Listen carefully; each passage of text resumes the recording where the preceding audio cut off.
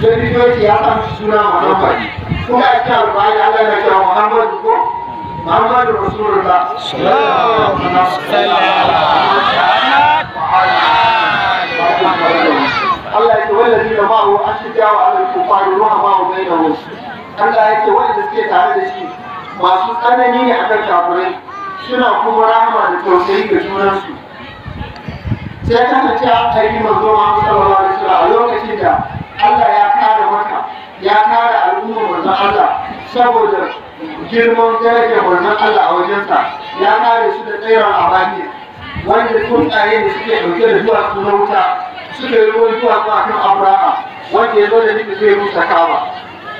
Allah saboda darajar manzansa saboda darajar kakannin manzansa ya amsa addu'a a cikin al-Muttalib yau lokacin da ya roƙi Allah cewa Allah ya kare wannan Ka'aba din. To bayan an aiki manzo Muhammad sallallahu alaihi wa sallam alƙawarin Allah ya zo cika wanda ya yi wa annabawansa ga baki daya. Sai kasance manzo ya ma larabawa sun saba sun an aiki jariri suna ba da shi shayarwa a ƙauyukan da suke na Sahara, ƙauyukan Sahara ana ba da yara su je saboda su iya larabci sosai kuma su samu tarbiyya su samu lafiya. Sai kasance mata masu zuwa su karɓi jarirai sun shigo garin Makka suna neman jariran da za su je su ba da nono.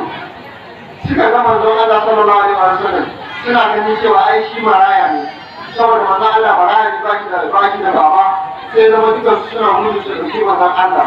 Ita Halimatu Sadiya ta zo ta yarda da manzon Allah ta karɓe shi a matsayin wanda za ta shayar